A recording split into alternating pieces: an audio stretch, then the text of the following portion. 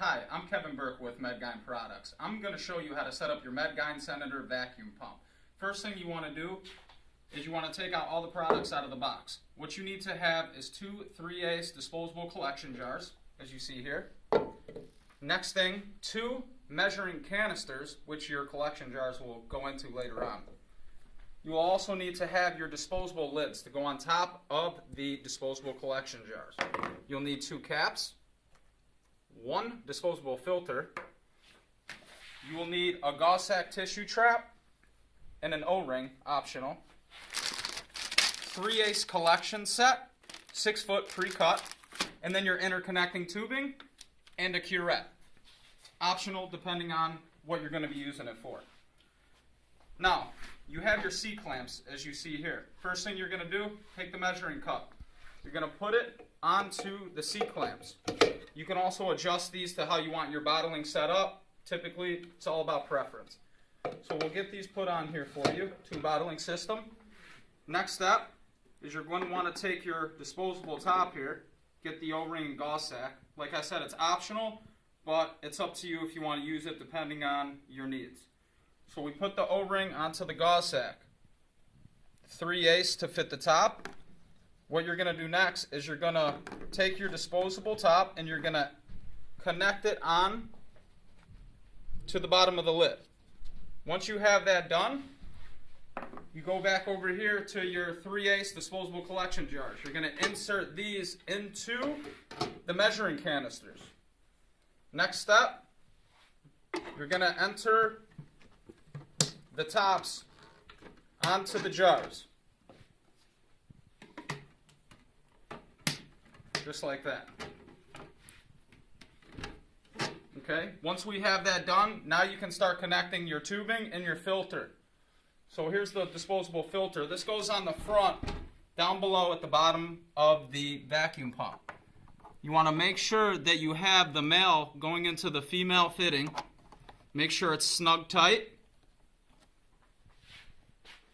Now we can start adding our tubing.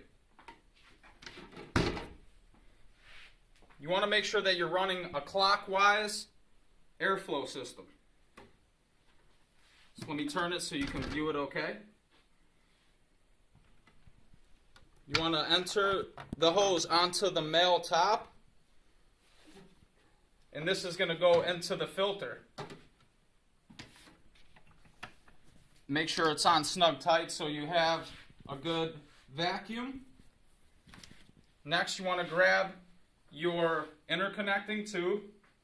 You want to take this, insert it in the male into the female disposable top, like that.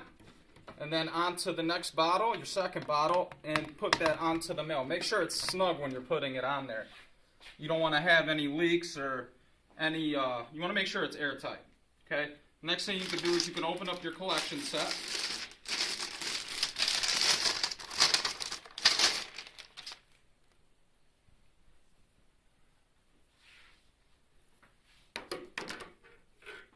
Okay, what you want to do is you want to make sure that this male goes into the female part of the disposable lid. Make sure that's tight.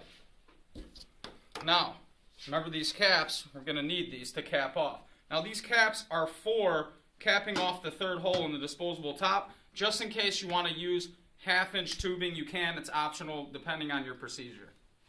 So let's cap those off, make sure they're on tight. Okay, so now we're set up. We're just about ready to go.